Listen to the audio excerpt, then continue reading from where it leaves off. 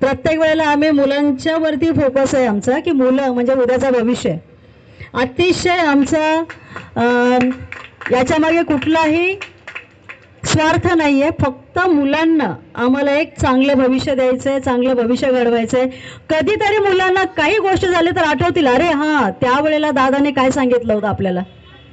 आज जर कुठल्याही संकट काळात असेल तर मुलांना वाटायला पाहिजे की या ठिकाणी जर छत्रपती असेल तर त्यांनी कुठल्या वेळेने विचार केला असता. जसं अफजल खानाचा वध आहे, असे बरेच प्रकार आहे, शाहिस्ता खानाची बोटं तोडलेली आहेत, बरेच युद्ध. तोरणा किल्ला हे स्वराज्याचा पहिला गड आहे आणि तो महाराजांनी तुमच्या वयाचे असताना जिंकलेला आहे. बलाढ्य साम्राज्याला कसा गुंतवलं आणि कशा प्रकारे इतका मोठा तोरणा किल्ला, पहिलं त्याचं नाव प्रचंडगड असं होतं.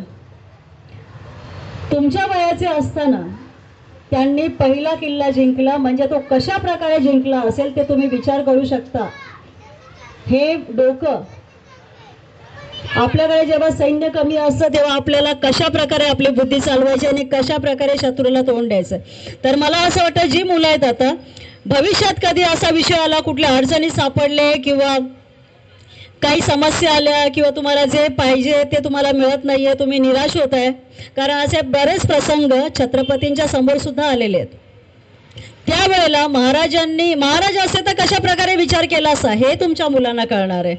मुलं अपयशी होणार नाहीत किंवा खचून जाणार नाहीत. आजकाल जे येत आहे की मनावरती ताण पडला, मुलांनी सुसाईड केला, शाळेत पर्सेंटेज कमी आले, अगदी 10वीची मुलं सुद्धा सुसाईड करतात. ऐकून वाईट वाटतं, कारण त्यांना प्रबोधन नाहीये, त्यांना माहितीच नाहीये की ठीक आहे 10वी म्हणजे तुमचं पूर्ण आयुष्य नाही गेलं त्याच्यामध्ये.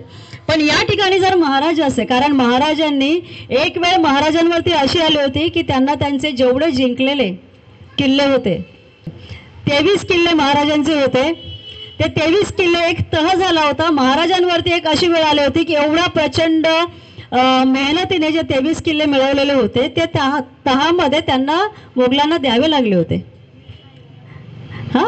पण द्यावे लागले, पण त्यांनी थोडा संयम ठेवला, थोडा विचार केला आणि नंतर त्यांनी 350 किल्ले जिंकले महाराजांनी. त्या